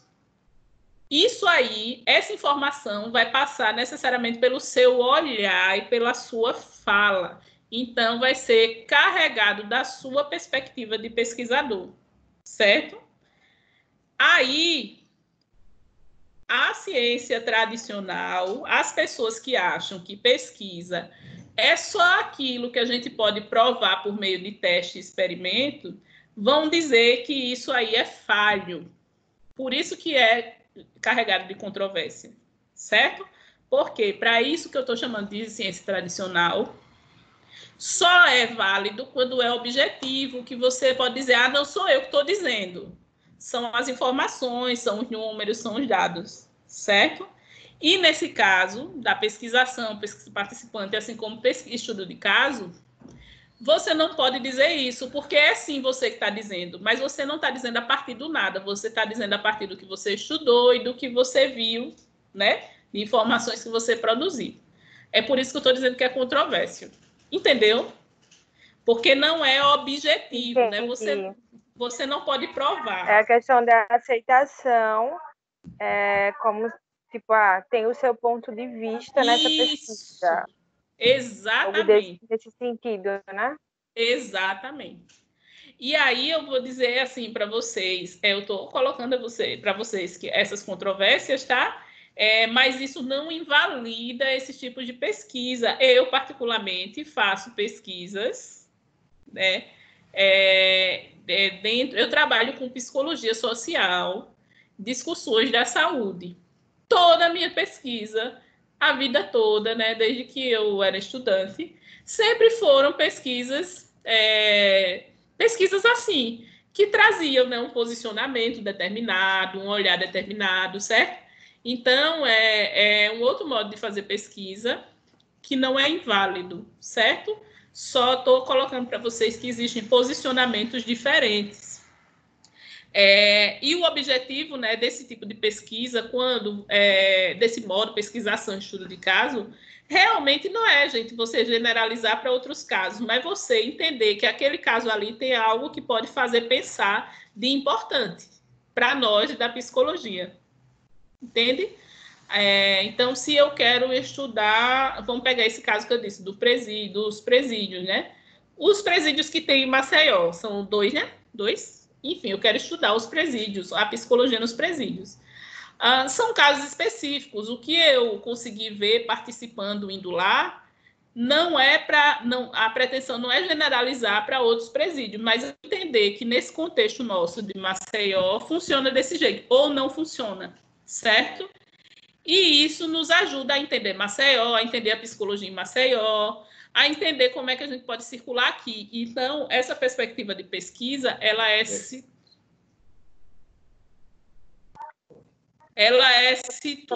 Espera aí, só um minutinho. Tem 9 presídios em Maceió. Em Maceió? Olha, meu esposo está me dizendo que tem 9 presídios em Maceió. Não sabia não disso. Tem certeza? Tá aqui, unidade de sistema prisional, Lagoana. Baldomero, Ciridião, um tal de Firmino Santa Luzia... Mas isso é Alagoas, não? Não, Maceió tem 9, era para que tem um Geraldo Porcino. Bom, enfim, né? Foi informação aqui que eu recebi dos bastidores. Mas, o básico é isso, que esse tipo de pesquisa, tá certo? A lógica dele não é comprovar. É você dizer que passou por um método e, a partir desse método, você produziu esse conhecimento. É científico? É sim. Porque tem um método, certo? Não tem esse rigor de ter que ser com muita gente, de ser imparcial, mas é um outro rigor de você estar o tempo todo dizendo quem é você, como é que você fez. Você não mente em nada, você visibiliza tudo, certo? Enfim, mas essas controvérsias existem. Do mesmo modo que eu falei que o estudo de coorte, né, ele é valorizado pela ciência, por quê? Porque ele tem tudo isso, você pode provar, tem um tempo e tudo mais. Nesse, não. A ideia não é generalizar, mas sim especificar, aprofundar, tá? E tem um efeito. A pesquisação, ela é uma pesquisa de um comprometimento social imenso, porque sai daquela lógica de utilitarismo, né? Quando você vai lá, faz pesquisa com aquelas pessoas como se elas fossem coisas e depois deixa para lá, né? Isso não é legal. Ela tem uma ética porque é um tipo de pesquisa que você tem um resultado ali, um retorno para aquelas pessoas que que toparam, né, construir aquele conhecimento junto com você. Certo? Deu para entender? Oi? Deu sim. Inclusive, a pesquisa que eu tinha pensado em discutir no dia da aula que a senhora tinha feito, só que eu não conseguia acessar, era justamente, acho que uma pesquisa assim, era sobre o agravamento psicológico que jovens da periferia sofriam e os motivos de crimes, coisas assim. Eu ia focar em menores de idade das comunidades aqui do meu bairro mesmo. Então seria uma pesquisa bacana. Isso. Legal. Eu sei que vocês precisaram abrir mão de alguns temas, né, para poder fazer o trabalho, mas lembra que isso é só um exercício, vocês não precisam jogar fora esses temas que vocês construíram. Essa ideia é muito boa que você trouxe. Você pode guardar para amadurecê-la, para ir trabalhando em outros momentos da graduação e talvez até TCC, né? Claro que vai passar assim, por muitas mudanças, mas assim, guardem porque é bacana. Tá, gente? Mais algum comentário?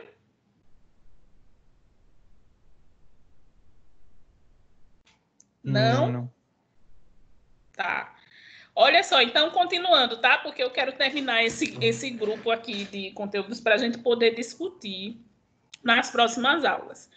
E aí, gente, são esses os tipos de pesquisa, vocês já vão pensando aí. Também faz parte do projeto, para poder fazer esse tipo de pesquisa, você precisa de duas coisas. Uma é a coleta de dados. Lembrando, o que são esses famigerados dados, que eu tanto falo, dados. Dados são as informações que você vai construir na pesquisa ou vai acessar na pesquisa, certo? É o que você vai analisar para fazer a pesquisa. Dado é a informação que vai fazer esse salto, tá? Que vai passar pelo método para que no final você tenha o resultado de uma pesquisa. Um conhecimento produzido. Então, os dados são as informações que você pega, tá? E você pensa sobre elas para dizer algo. Basicamente é isso. Dados são as informações que você pega, pensa sobre elas e diz algo. Isso é a pesquisa. Você pegar essas informações, pensar sobre elas e dizer algo, tá? Sendo bem simplista, mas acho que é didático isso. Então, vocês, para fazer um método, vão pensar no tipo de método e também como vocês vão pegar essas informações.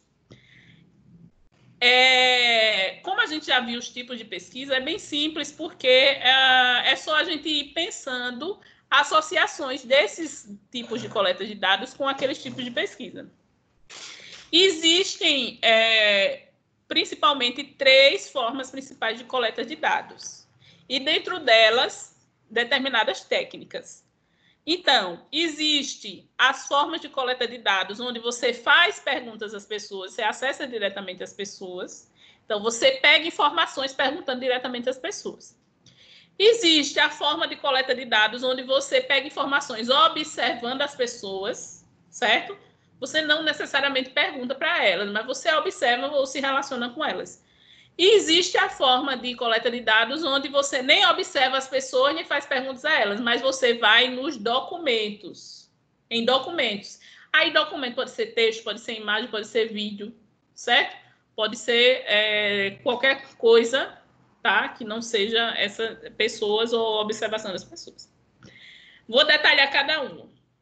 Então, fazendo perguntas às pessoas, que técnicas a gente tem para produzir dados desse modo aqui, nesse grupo de técnicas de construção de dados. Questionários e entrevistas, tá? Então, quando eu penso que eu vou fazer a minha pesquisa fazendo perguntas às pessoas, e aí vocês já podem identificar aí, eu entendo que eu vou ter que utilizar ou questionários ou algum tipo de entrevista. Qual é a diferença básica entre o questionário e a entrevista?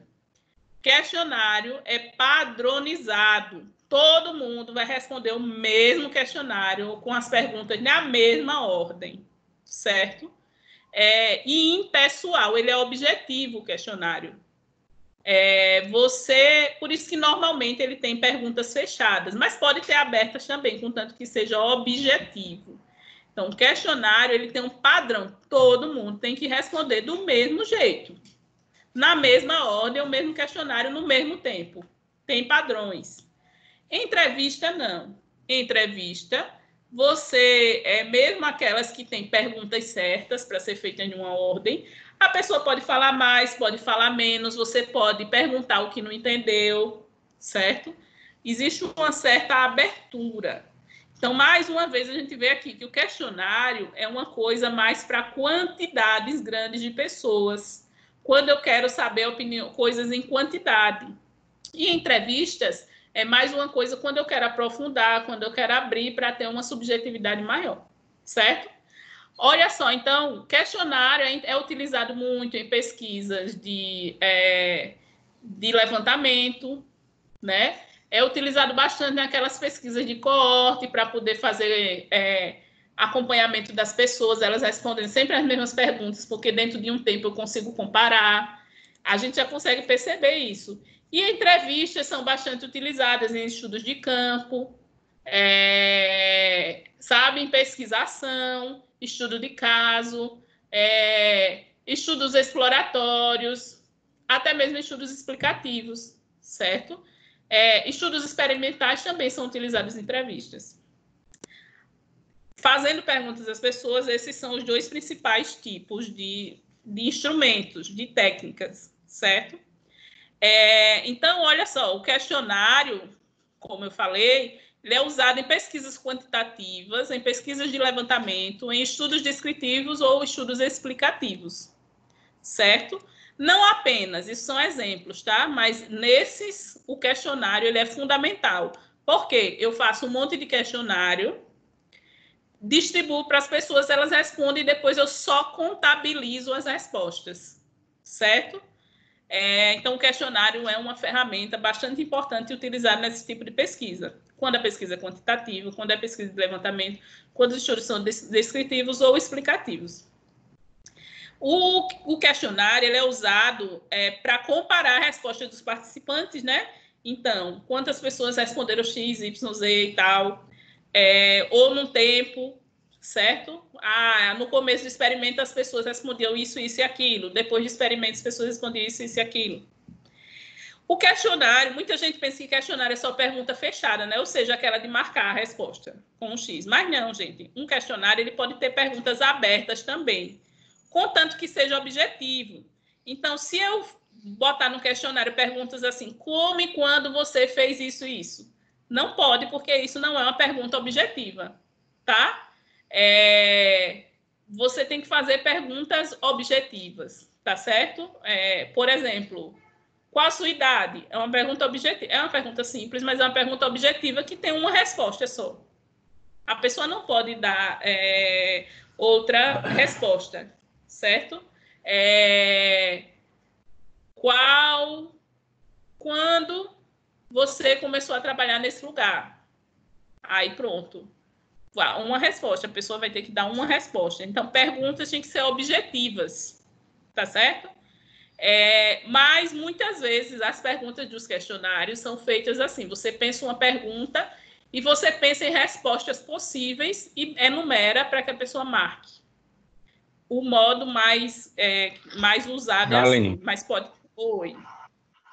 Licença. Agora também tem que ter um certo cuidado da seguinte maneira. Tem que ver também, às vezes o entrevistado ele não entende do assunto que está sendo tratado. E por vezes vai responder o questionário, às vezes até de qualquer maneira. Tem que ver isso também, né? Isso, por tem isso que identificar a gente, isso, né? Quando a gente vai elaborar um questionário para usar na nossa pesquisa, a gente tem que ter o cuidado de considerar qual é o público-alvo que vai responder aquele questionário, né?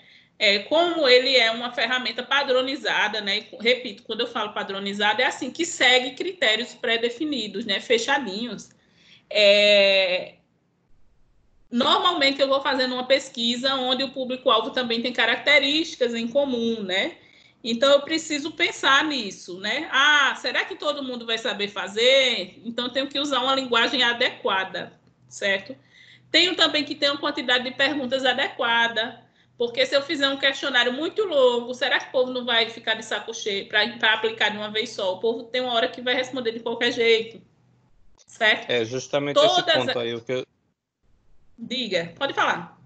É justamente aí esse ponto onde você acabou de chegar que eu queria comentar. Vai ter vezes que tem gente que não tem paciência. A maioria né? Você vê que muita gente que não tem paciência. Então, quanto mais objetivo for, melhor. Melhor, exatamente, perfeito, certo? Então, tudo isso tem que ser observado quando a gente vai fazer um questionário. A ordem das perguntas também. Eu vou começar das mais simples para mais complexas, né? Assim, que às vezes a pessoa tem que pensar, mesmo que seja para marcar, a pessoa tem que pensar um pouco.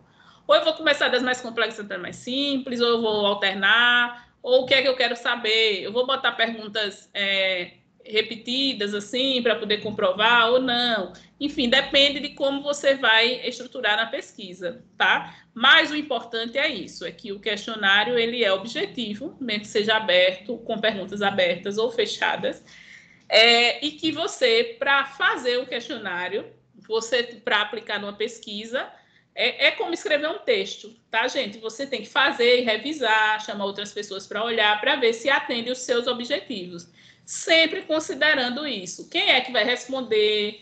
Se esse povo vai entender? Se esse povo vai ter paciência, certo? Então, isso é importante. E essas questões, elas são consideradas quando você vai analisar o questionário. O que é analisar? Você pegar as respostas, olhar e ver que conclusões, que coisas aquelas respostas te dizem, tá certo? Normalmente, os questionários, eles são analisados estatisticamente, tá? Você não pega de um em um para olhar especificidades, você pega no todo. Tantos por cento respondeu isso, tantos por cento aquilo, e por aí vai. Tá, gente? Então, questionário é um modo de fazer de coletar dados que leva em conta, né, no qual você vai até as pessoas para coletar os dados junto com elas. E outra coisa que precisa considerar é assim, você tem conhecimento suficiente sobre o assunto para poder formular um questionário? Como é que você vai fazer isso? Isso é uma coisa para considerar. Você pode dizer que vai estudar para poder elaborar o questionário. Aí nisso, olha só, aí você já tem 2 tipos de instrumentos que você vai usar na pesquisa, porque você precisa estudar um assunto, então você precisa ir atrás de texto, né? Para poder elaborar o questionário, para poder aplicar nas pessoas, tá? Então, isso é uma coisa para pensar.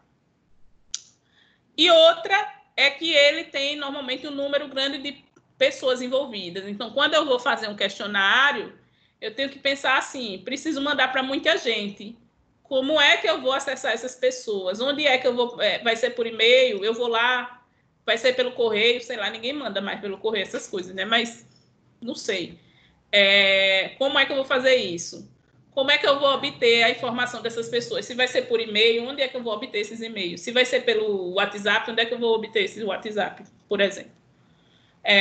Então, isso também é uma coisa a se pensar quando vai fazer um questionário, tá certo? Então, a grande característica do questionário é essa, ele é padronizado, ele é uma ferramenta, né, para ser uma técnica para ser usada para muita gente, e a gente precisa construir o questionário com cuidado, certo? Tem um texto ali a ser construído, porque todo mundo vai responder ele do mesmo modo, do mesmo jeito, no mesmo tempo. Tá certo? Isso é o questionário. Daqui a pouco eu abro para perguntas. Deixa eu ir logo para a entrevista. E aí, o outro tipo, além do questionário, são as entrevistas.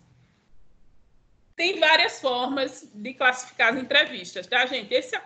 Esse autor, que eu gosto muito dele, o Flick, ele classifica as entrevistas em semi-estruturada, narrativa e de grupos. A entrevista, como eu falei, ao contrário do questionário, ela se caracteriza por ser uma relação de conversa com a pessoa, onde existe a possibilidade da pessoa responder de modos diferentes e você aprofundar um pouco mais questões que você queira. Você pode dizer que não, quando não entendeu o que a pessoa disse, a pessoa pode perguntar para você quando não entendeu uma pergunta, certo? Então, isso são possibilidades que existem nessa técnica da entrevista. A entrevista, assim como o questionário, né, é um modo de coletar dados indo atrás das pessoas, perguntar do que se perguntar o que fazer a pesquisa junto a elas, né? Perguntando o que elas pensam, acham, posicionamento delas sobre as coisas. Então, são esses os três principais tipos, tá? Além desses, tem a entrevista normal, estruturada, uma série de perguntas que você faz para as pessoas, tá certo? Naquela ordem. A entrevista semi-estruturada é quando você faz as perguntas antecipadamente e prepara um guia para a entrevista, tá certo? Então, semi-estruturada por quê? Tem uma estrutura, um guia ali, embora isso não seja inflexível. Você pode passar mais tempo em uma pergunta ou outra. Tem objetivos que você quer alcançar com aquela entrevista, mas você pode se ater mais a uma pergunta ou outra, dependendo do que a pessoa dizer, de como a pessoa vai se colocar, certo? Então, entrevista semi-estruturada é isso. Aí o Flick, ele coloca que tem um outro tipo de entrevista, que é a entrevista narrativa, que é quando você tem um objetivo para a entrevista e pede para que a pessoa fale sobre ele. Tipo, você diz para a pessoa te contar uma história, a história, né, sobre aquilo que você quer saber. Aí ela vai fazer uma narrativa, entende? É uma conversa com a pessoa, mas ela vai narrar, ela vai te contar uma história e você não vai interromper. Você pode interromper ali, né, fazendo pontuações, mas, de modo geral, o que vale é que ela fale livremente sobre aquilo que é o seu objetivo, tá certo? Então, a pessoa entrevistada, você não vai ficar nesse estilo, né, de entrevista, você não vai ficar perguntando isso e aquilo e aquilo. Você vai ter uma pergunta que gera uma narrativa, tá certo? Por ser uma entrevista mais longa, muitas vezes é usada muito nos estudos de caso, entrevista narrativa, nos estudos de campo, tá certo? É bastante utilizado esse modo de entrevista narrativa. Quando eu quero saber de uma pesquisa com uma coisa ou uma pessoa. Então, a gente usa entrevista narrativa. Entrevista narrativa nunca é usada com muita gente, porque é trabalhoso lidar. Entendam que a entrevista é fala, né? Ou escrita, mas normalmente é fala. Se for escrita, você tem que ler aquilo para poder ver o que é que aquilo te diz, fazer análise da pesquisa. E se for fala, normalmente as pessoas gravam no celular, né? Hoje em dia, antigamente era na fita, ou transcrevem, né? Vão escrevendo, e isso é muito texto, tá, gente? Vocês têm noção do quanto é 20 minutos de fala em termos de texto de uma pessoa? É muita coisa, são páginas e páginas. Então, entrevista narrativa, normalmente, não é utilizada quando você vai fazer pesquisa com muita gente, tá? Mas dá a possibilidade de aprofundar bastante nas temáticas. E um outro tipo de entrevista, né, é de grupos, que são entrevistas em grupos, discussões em grupos focais. O que é que caracteriza esse tipo de entrevista? Quando a mesma pergunta é feita para vários participantes, certo? E eles vão respondendo um após o outro. Nesse caso, a gente tem que considerar que a dinâmica do grupo é uma parte essencial. Então, entrevista, você só faz as perguntas e a pessoa vai respondendo. Grupo focal é mais quando você já tem uma pergunta, você faz e você vai direcionando o foco das pessoas para estar conversando sobre aquele tema. Para fazer grupo focal, você tem também que dominar o assunto, porque o pesquisador ele é chamado de facilitador do grupo focal. Então, você tem que estar instrumentalizado para poder fazer a conversa circular naquele grupo. A entrevista em grupo, não. Você faz a pergunta, as pessoas respondem, você faz outra, você faz outra, você faz outra. Certo? Existem outros modos de entrevista em grupo, vamos dizer assim, mas os principais são esses, tá? Bom, então, esses são os dois principais tipos de modo de coleta de dados, onde a gente faz perguntas às pessoas. Alguém quer perguntar alguma coisa?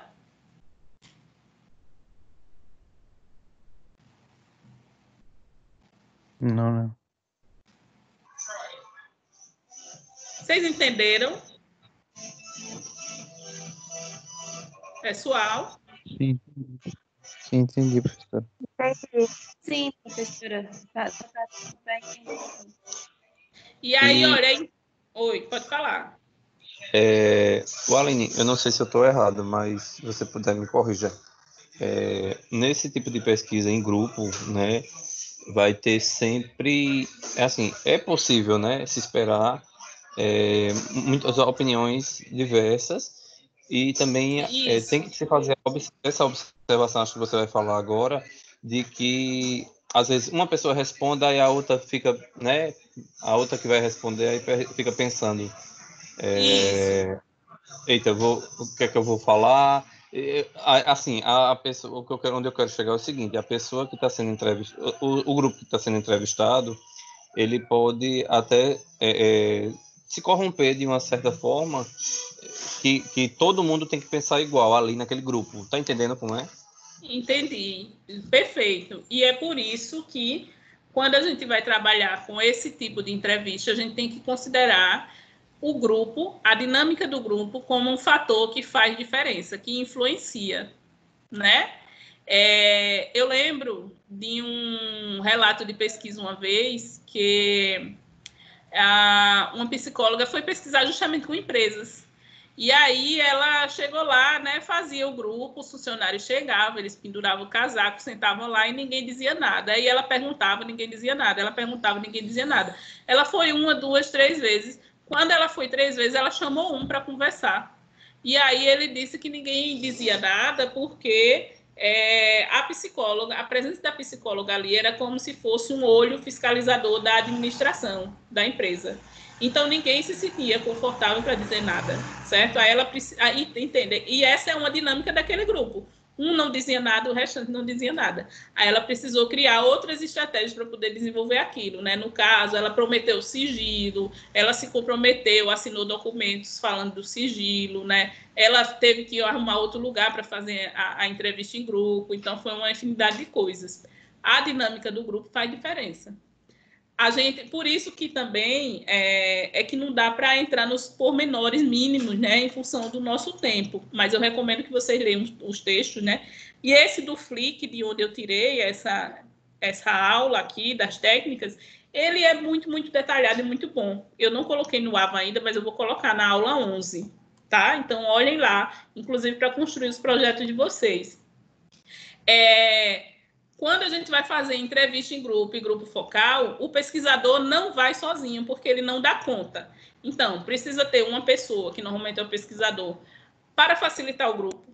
Precisa ter uma para observar, para olhar ali o que é que todo mundo está fazendo. E precisa ter outra, no mínimo, para fazer o registro, mas é ideal mais de uma. Porque aquela pessoa vai registrar quem falou primeiro, quem falou depois, sabe quais foram as falas e vai tentar fazer aquilo ordenadamente, né? Para que depois se possa olhar tudo isso como se operacionalizou. Então, quando vai trabalhar com grupo focal, entrevista em grupo, o pesquisador nunca pode ir sozinho, porque é muito trabalho para você poder olhar aquilo ali, certo? E aí, olha, os textos, né, que ajudam, a construir pesquisas desse modo, normalmente eles falam sobre isso. Por isso que é interessante a gente estudá-los quando se propõe a fazer pesquisas desse modo, né, quando vai fazer mesmo, porque eles vão dizendo o que é necessário, os pormenores disso. E depois, certo, parte da análise, repito, é você olhar o que é que aquelas informações te disseram e escrever, né, dizer o que foi que elas disseram, que conclusões ou que abertura de possibilidades ela te sinalizou. Na análise, você pode dizer, sim, pode analisar esses outros fatores do ambiente, das características do grupo, né? Assim, eu fiz uma pesquisa com adolescentes. O primeiro deu resposta tal e tal. Aí os outros responderam a mesma coisa. Eu também. Você pode trazer para analisar a tua pesquisa, por exemplo, a psicologia do desenvolvimento, que vai dizer que adolescentes em grupo tendem a se comportar parecido para se sentirem incluídos, certo? Ou você pode trazer as próprias teorias de grupo, que diz que um modo de funcionamento dos grupos é esse, de seguir o primeiro, de copiar, de espelhar o primeiro. Enfim, aí a gente vai fazendo a discussão. Mas essas coisas, com certeza, precisam se considerar. Certo? Tem razão. Deu para entender? Sim. Mais alguém quer fazer algum comentário?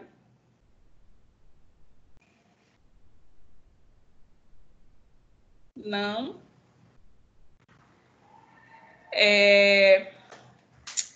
Gente, eu ia terminar esses slides, mas eu não vou, certo? Eu vou deixar para a semana que vem, em função do horário. Semana que vem a gente vai trabalhar esses slides, o final aqui, né, da coleta de dados. E eu vou falar um pouco sobre a análise, assim, bem por cima. E semana que vem eu vou falar um pouco também sobre as normas da BNT, tá? Então, quem tiver dificuldade, né, ou curiosidade, participe e avise para os colegas, porque é uma parte importante do modo de construção dos trabalhos, embora não faça parte do programa dessa disciplina. Principalmente o que diz respeito à citação e referências, certo? Então, semana que vem eu vou falar um pouco sobre isso, tá? Porque eu acho importante. Então, eu termino esses slides, porque eu acho que também já foi muita informação hoje para vocês. Essas técnicas de coleta de dados, e a gente fala sobre a ABNT. Tá certo, gente? Vocês me ouviram? Sim, Aline. Sim, sim. Você vai colocar o texto de onde tirou o assunto de hoje lá na aula 11, não é isso? Isso, vou colocar os slides e o texto na aula 11. Tá, gente? E aí, ó, esse texto do Flick é um livro, porque esse livro é muito bom, mas só que eu só o encontrei digitalizado agora. Então, por isso que eu não usei desde o começo. Mas aí eu vou colocar lá, e é um livro muito bom mesmo, que vocês podem até dar uma lida, principalmente nesses capítulos de coleta e análise de dados, que eles vão te ajudar vocês a produzir a segunda parte do projeto. Tá certo? Eu vou colocar ainda hoje, tá? Alguém quer fazer algum comentário sobre a aula de hoje? Quer fazer alguma pergunta?